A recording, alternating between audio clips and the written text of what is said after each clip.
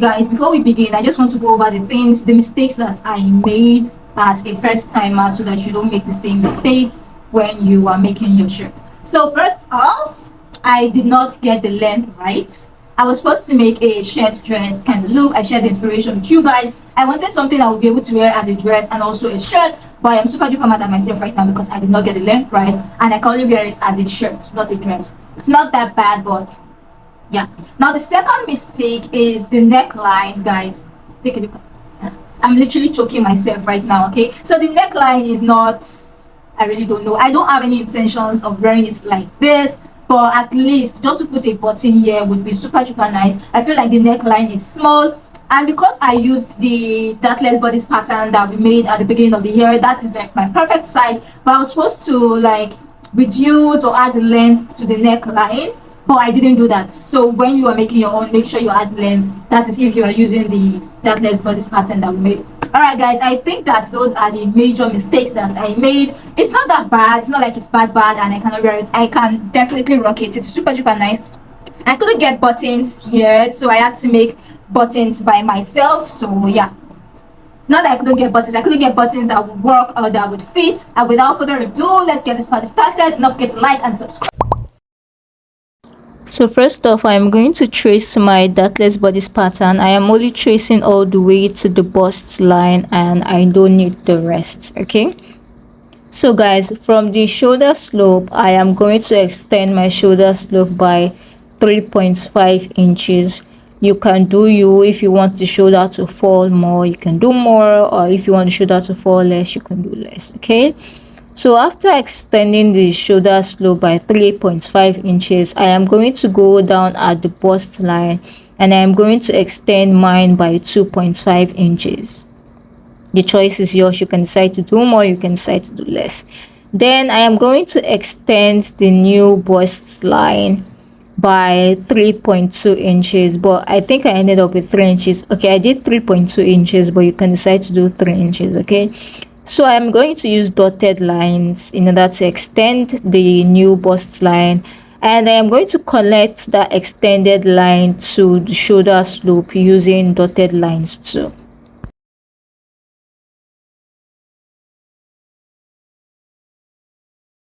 Now guys, I am going to get the total length of that line and I am going to look for the midpoint.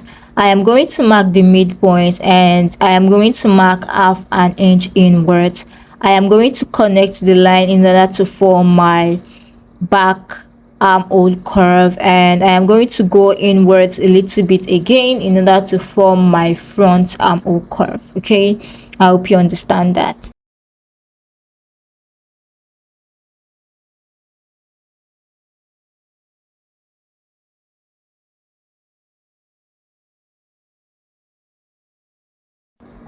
The length of my shirt is 27.5 inches, but you can decide to do more if you want a shirt dress, but you can decide to keep it that way or whatever works for you. But this is like the perfect shirt length, and I'm going to look for the measurement of that bust area and I'm going to mark that same measurement at the hem of the shirt and I'm going to connect it in order to form my rectangle. Okay, so guys, this is our pattern now and I'm going to mark my yoke.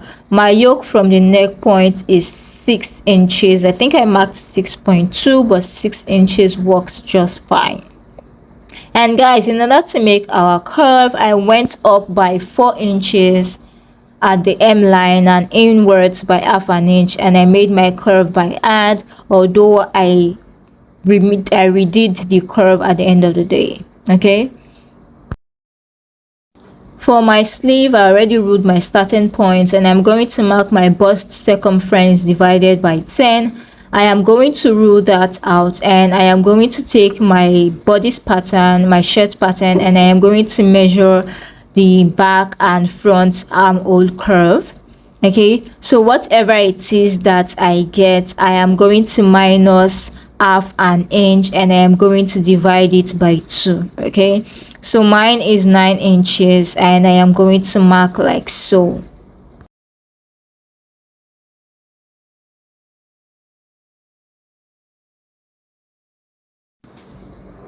So after I've made that point, I am going to connect with my straight ruler. Then I am going to divide that line into 3 equal parts. Okay, so one at the top, one at the bottom. I am going to go up by about 0.8, no, 0.7 inches, I think. Then on the other side by 0.2 inches, and I am going to use my hand to curve in order to make my back armhole curve. Okay, now for my sleeve length, I am just going to mark the sleeve length, the normal sleeve length, minus the shoulder extension, which is 3.5, minus the width of my cuff, and that will give me my sleeve length. And I am going to measure what I have right there, measure it at the M, connect the dots, and at the M I also went in by 1 inch and connect it. Okay, I hope you guys understand. And I am just going to make my front armhole curve like so, because it is supposed to be smaller than the back armhole curve. If you don't understand anything, please let me know in the comment section. Ask questions. Okay, ask questions. For my cuff, I am just going to measure my palm like so, and whatever measurement it is that I have, I am going to add 1 inch to it, and that will give me the length of my cuff. And for the width, I am using 3 inches. You can decide to go smaller, you can decide to go bigger, depends on the vibe or the style you are going for, but mine is 3 inches, and the length is my palm plus 1 inches. Okay, the circumference of my palm plus 1 inches. Okay,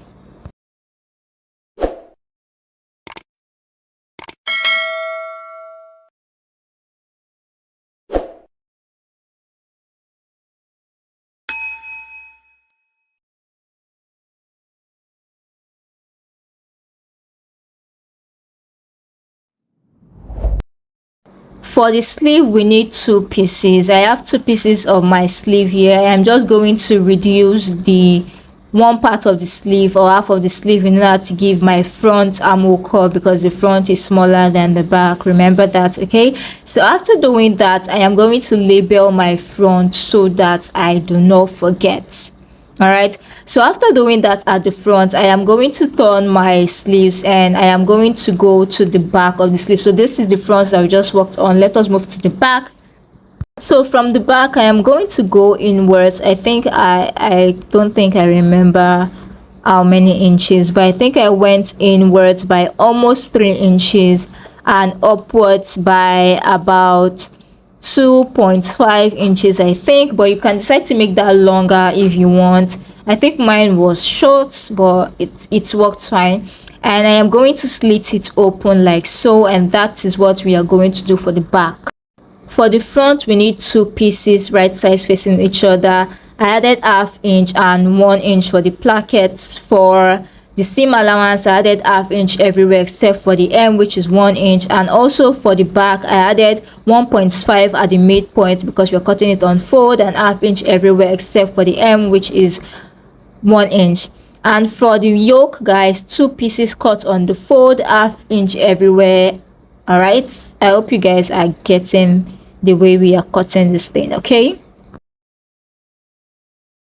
so guys, for my 2 front piece, I am just warming up my fabric because I am going to iron my stay. Okay, so the placket is where our buttons are going to stay and our buttonholes are going to be. So I added 1 inch, then another ½ an inch. So that ½ an inch, or the 1 inch rather, is the width of the interfacing that I cut. Okay, so I'm just going to fold by ½ an inch like so, and I am going to fold it again, and I am going to sew it. Okay, notice I am folding it to the wrong side and not to the right side. Okay, so I am going to sew, and I am going to do the same to the other side. Now for the back, I am just going to fold it wrong sides touching each other. Remember, I added 1.5 inch to the midpoint, so I am just going to sew like at the midpoint down a couple of stitches. So guys, like I said, 1.5 inch is what I added to the midpoint, and I am just going to sew. Now I am done sewing my placket and the midpoint of the back. Now I am going to open the back like so, and I am going to connect the midpoint to the stitches. Okay, normally you're supposed to iron this, but there was no light, so I didn't iron, and I am just going to sew it down using a basting stitch.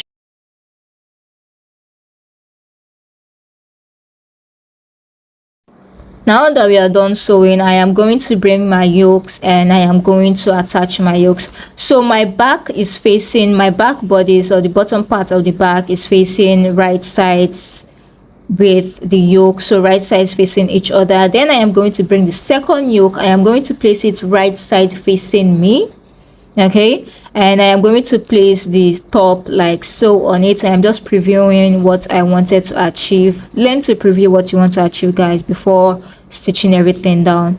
So guys, I am going to pin my yokes and the other part down, and I am going to sew. So I have a neat finishing or a neat attachment in the front and also in the back, okay. So after doing that, iron and top stitch. I didn't iron, I only top stitch because there was no light. Now I am going to bring the front bodies and I am going to sew it to the back bodies at the shoulder line. So I am going to attach the front shoulder line and the back shoulder line with one yoke, guys, not both yokes, okay. If we do that, it is not going to be neat, all right. So right now I am using the burrito method, or I call it the shawarma method, because here in Nigeria we don't have burrito, I think, not that I know of, right?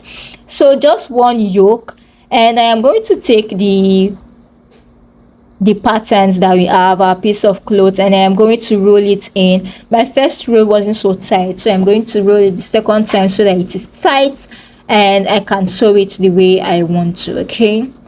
So I am just going to roll it in a way that it is tight, so I can flip one yoke and bring the other yoke in a way that the clothes or our shirt is in the middle, okay. So our shirt is in between two yokes, all right. I hope you guys understand that.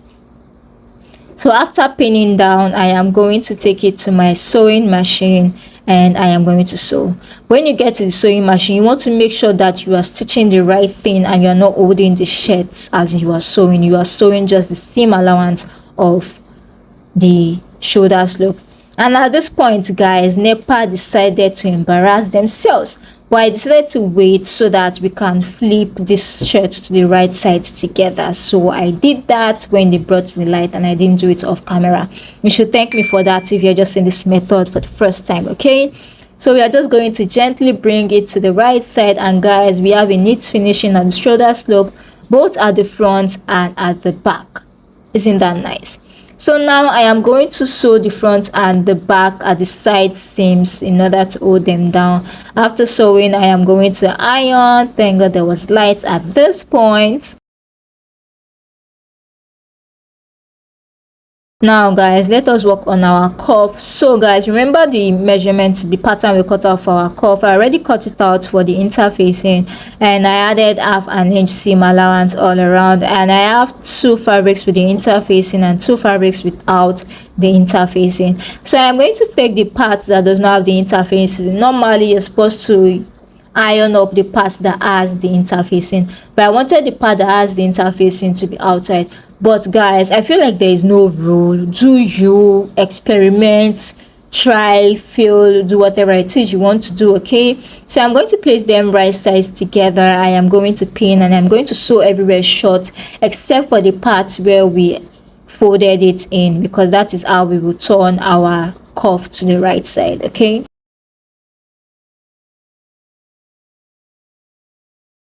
Now guys, I cut out a strip of 2-inch fabric on the bias. This is obviously too much, but this is what we are going to use to make our bias tape that we are going to put on the strip of the slits that we cut out at the back of our sleeve, okay. So guys, here I am at the sewing machine. I already cut it out. I placed them right sides together, and I am going to sew like so. And I'm going to flip it to the right side, and I am going to turn the longer part of the sleeve over the shorter part of the sleeve, and I am going to sew like so. If you don't understand, just watch the video all over again so that you can see the steps and you can understand more, okay. So this is my slits. I am done with that, and it is time for me to attach the cuff. I am just going to trim my cuff, turn it to the right side, iron everything down, and make sure you are poking out your corners so that they come out sharp, okay. So I am just going to poke out my corners and iron my cuff. Then I am going to place my sleeve right sides touching each other, and I am going to sew.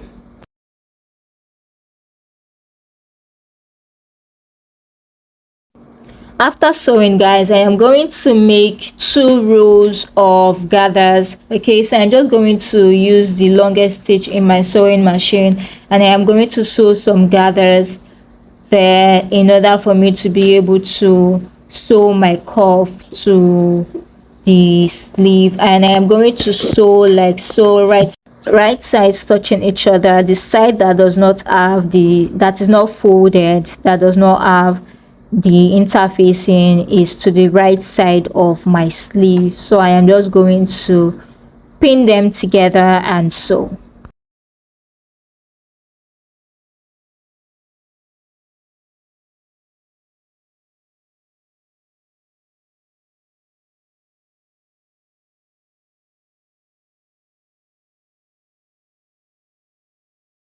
After sewing, guys, I am going to flip my cuff, and I am going to put the seam inside of my cuff so that I can hide the seams, and I am going to sew all around.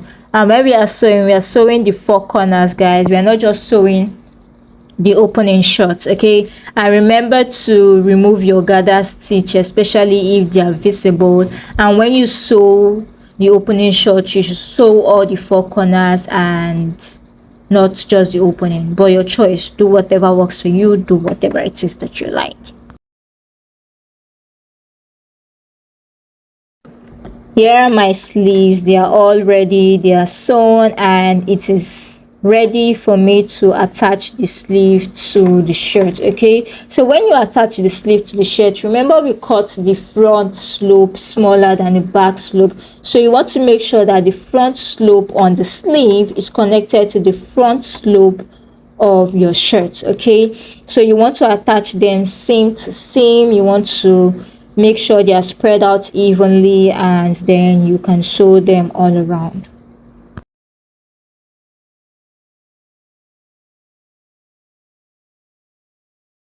After attaching the sleeves, I decided to hem the shirt. Guys, hemming the shirt was not fun. Now I know why the fabric store free pattern, they instructed us to hem the shirt first, because it is tedious. Okay, so I decided to do the collar last. So after hemming the shirt, I decided to do the collar last. If you have watched till this point, thank you so much. Okay, you can decide to rip out some seams in order to hem better. Let's take my neckline, and I'm going to measure the full length of my neckline, and then I'm going to measure the length of my back neckline alone. So here I have the measurements for my full neckline, which is 18 cm, and my back neckline, which is 6.5. Now I have my starting point, and I am going to mark out my full neckline. Then from the horizontal line, I am going to go over and mark 1 inch upwards. Then I am going to head over and mark the neckline, the back neckline that I measured. Mine is 6.5 cm, so I am going to mark that, and I am also going to mark 1 inch, and I am going to connect them to make a rectangle. I'm going to connect the points to make a rectangle. So at the end of my full length, I am going to go up by half an inch, and I am going to use my curve ruler to connect to the back neckline. I'm going to go up at the edge by 1 inch, and I'm also going to use my curved ruler to connect. But before I do that, I am just making sure that I have the complete neckline, which is correct. So then, guys, I am just going to go ahead and slant the tip like that, and I am going to make a curve. This step is totally optional. You can decide to leave it rectangle or straight if you like. You don't have to curve the tip or the edge. Then I am going to go ahead and mark 1 inch at that end. I hope you guys understand the process. It is simple, it is straightforward, and I'm just going to cut out. Then I'm going to fold the 1 inch and mark it on the wrong side of my paper. This is going to be my guide for the next step. Then I'm going to place my paper upside down like so, and I am going to trace out the curve line, not all the way to the end, but all the way to that mark. That was why we have that mark, in order to serve as a guide for us. So not all the way to the end, but that mark. Okay, so I am going to go ahead on one end. I'm going to mark 2 inch, and on the other end I marked 2.5 inches. But you can decide to make your collar bigger if that is what you want. Just have it in mind that if you make it bigger, like 3 inches or more, then instead of using a straight ruler to connect it like I did right here, you are going to be needing your curved ruler. Okay, so if you want to make your neckline pointy or your collar more pointy, just use your curved ruler instead of your straight. And do not forget, guys, we are cutting our interfacing on fold. So guys, here it is. I have cut out and ironed my interfacing on my fabrics. I have my fabrics, 2 for each, right sides touching each other, as you can see. So then I am going to unpin my collar stands, and the one with the interfacing, I am going to iron the bottom, which does not have the curve, the part of the collar stand which does not have the curve. I am going to iron it up like so. And for my collar itself, I am going to sew right sides facing from one end of the pointy side to the other. Then I am going to notch curves and the corners. I am going to flip to the right side, and I am going to iron to keep everything in place. After ironing, guys, I am going to go ahead and top stitch my collar. Okay, so after top stitching, I have already marked my middle point. I am going to place the side of the collar stand that does not have the interfacing down, and the collar itself down, the side that has the interfacing touching the side of the collar stand that has the interfacing. I hope you guys understand. And I'm going to sew. You can set sew individually and not together if that is what you like. So right now I am done sewing. I am just going to trim my seam allowance, and I am going to notch my curves in order to get them lay flat. And I am going to turn my collar stand to the right side, and I am going to iron it in order to keep everything in place. Guys, do not forget to subscribe to this channel. This is part of the video I made for a shirt that I made recently, so feel free to watch the shirt making video and like this video if you get any value. Okay,